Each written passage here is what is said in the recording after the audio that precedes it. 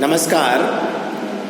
इस वीडियो में मैं आपके साथ महादेवी वर्मा की काव्यगत विशेषताओं के संबंध में बातचीत करूंगा।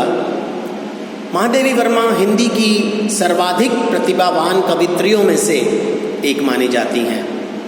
हिंदी साहित्य में छायावाद के 4 प्रमुख स्तंभ माने गए, जिनमें से एक मीरा, आधुनिक मीरा कही जाने वाली महादेवी वर्मा भी मानी जाती हैं और हिंदी की सबसे सशक्त कवित्रियों में उनकी गिनती होने के कारण ही उन्हें आधुनिक मीरा भी कहा गया। निराला ने उन्हें हिंदी के विशाल मंदिर की सरस्वती कहा। महादेवी वर्मा ने स्वतंत्रता के पहले का भारत भी देखा और उसके बाद का भारत भी देखा। वे उन कवियों में से एक हैं जिन्होंने व्यापक समाज में काम करते हुए भारत के भीतर विद्यमान हाहाकार, रुदन को देखा, उसकी परख की और उस करुण होकर उस अंधकार को दूर करने वाली दृष्टि भी प्रदान करने की कोशिश उन्होंने की। न केवल उनकी कविता बल्कि उनके समाज सुधार के कार्य और नारी के प्रति चेतन भाव भी इस दृष्टि से प्रभावित रहे।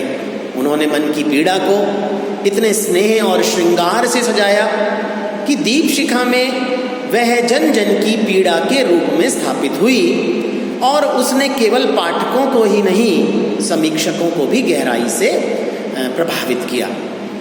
बीए तृतीय वर्ष के प्रथम प्रश्न पत्र में दीप शिखा की पहली 4 कविताएं हमारे पाठ्यक्रम में निर्धारित हैं। महादेवी वर्मा ने खड़ी बोली हिंदी की कविता में उस कोमल शब्दावली का विकास किया जो अभी तक केवल ब्रज भाषा में ही संभव मानी जाती थी। इसके लिए उन्होंने अपने समय के अनुकूल संस्कृत और बंगाली के कोमल शब्दों का चयन किया और उन्हें हिंदी का जामा पहनाकर प्रस्तुत किया। संगीत की उन्हें जानकारी रही, इसी कारण उनके गीतों का नाद सौंदर्य और पैनी उक्तियों की व्यंजना शैली अत्यंत दुर्लभ है। उन्होंने अध्यापन के अपने कार्य जीवन की शुरुआत की और अंतिम समय तक वे प्रयाग महिला विद्यापीठ की प्रधानाचार्य बनी रहीं। हिंदी साहित्य के सभी महत्वपूर्ण पुरस्कार प्राप्त करने का गौरव उन्हें प्राप्त है। प्रतिभावान कवित्री और गद्य लेखिका, साथ साथ दोनों महादेवी वर्मा साहित्य और संगीत में भी निपुण थीं। इस प्रकार यदि हम कहें कि हिंदी साहित्य को आधुनिक गीत काव्य में महादेवी जी ने जो कुछ दिया वह दुर्लभ है और महत्वपूर्ण है, या हम कहें कि सर्वोपरि है, तो इसमें कहीं कोई अतिशयोक्ति नहीं है। उनकी कविता में प्रेम की पीर और भावों की तीव्रता वर्तमान होने के कारण भाव, भाषा और संगीत की जैसी त्रिवेणी प्रवाहित होती दिखाई पड़ती है, वैसी कहीं और दिखाई नहीं पड़ती। महादेवी के गीतों की वेदना, प्रणयानुभूति, करुणा और रहस्यवाद काव्यानुरागियों को आकर्षित करते हैं, लेकिन उनकी इन रचनाओं की विरोधी आलोचनाएं सामान्य पाठक को दिग्भ्रमित भी करती हैं, क्योंकि आलोचकों का एक बड़ा वर्ग ऐसा भी है जो ये मानता है कि महादेवी वर्मा की कविता नितांत वैयक्तिक है।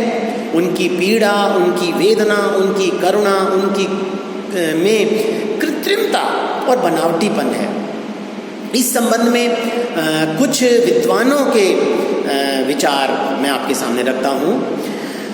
आचार्य रामचंद्र शुक्ल जैसे मूर्धन्य आलोचक भी उनकी वेदना और अनुभूति की सच्चाई पर प्रश्न चिन्ह लगाते हैं, लेकिन उनके साथ साथ आचार्य हजारी प्रसाद द्विवेदी वो एक ऐसे समीक्षक हैं जो उनके काव्य को समष्टि परक मानते हैं। शोमेर ने दीप जो कि उनके निहार काव्य संग्रह से है, मधुर मधुर मेरे दीपक जल जो कि नीरजा काव्य संग्रह से है, और मोम सा तन गल चुका है।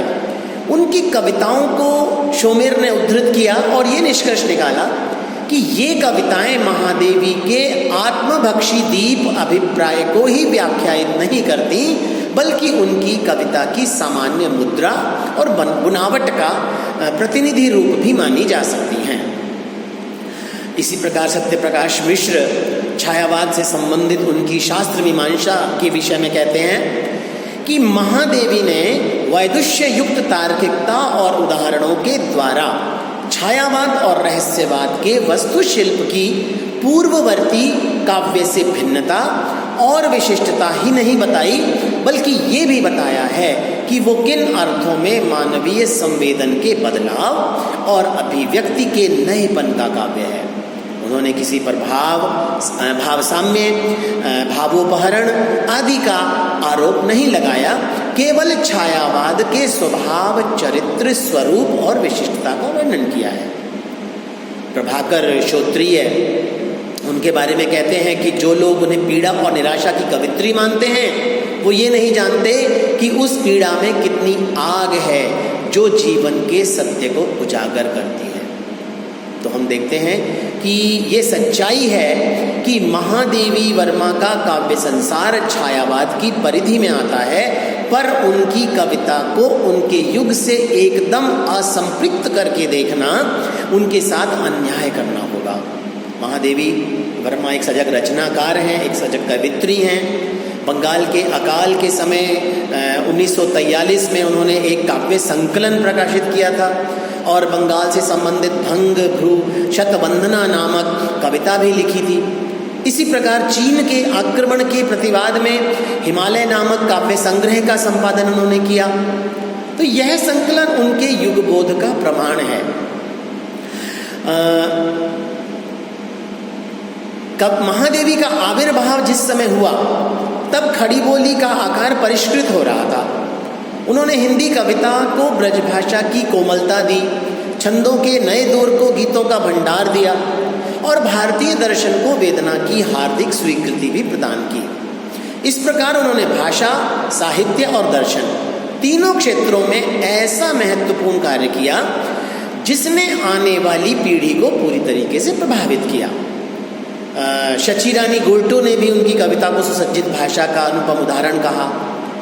उन्होंने अपने गीतों की रचना शैली और भाषा में अनोखी लय और सरलता भरी प्रतीकों और बिंबों का ऐसा सुंदर और स्वाभाविक प्रयोग हमारे सामने रखा, जिससे हम अनायास उनकी कविता की ओर खींचे चले जाते हैं।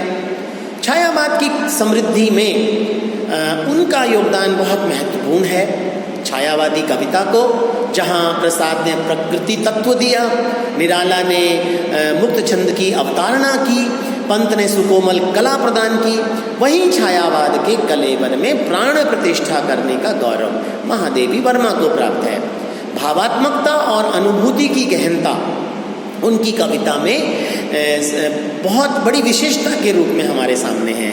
हृदय की सूक्ष्माति सूक्ष्म भाव हिलोरों का जैसा सजीव और मूर्त अभिव्यंजन छायावादी कविता में महादेवी ने किया, वैसा किसी और कवि ने नहीं किया। भाषण उनके जनसामान्य के प्रति संवेदना और सच्चाई के प्रति दृढ़ता से परिपूर्ण होते हैं।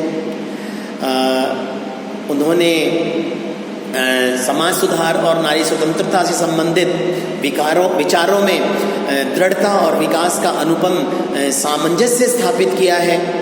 मौलिक रचनाकार के अलावा उनका एक रूप सृजनात्मक अनुवादक का भी है और उन्होंने अनुवाद एक सप्तपर्णा नामक उनके संग्रह में हम देख सकते हैं, सांस्कृतिक चेतना के सहारे उन्होंने वेद, रामायण, थेर गाथा, अश्वघोष, कालिदास, भवभूति और जयदेव की कृतियों से तादात्म्य स्थापित किया और बहुत महत्वपूर्ण अंशों का काव्यानुवाद भी उन्होंने अपने साहित्य में किया।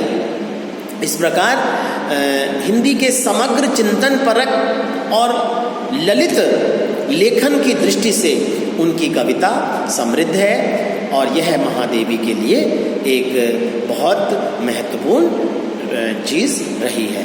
धन्यवाद।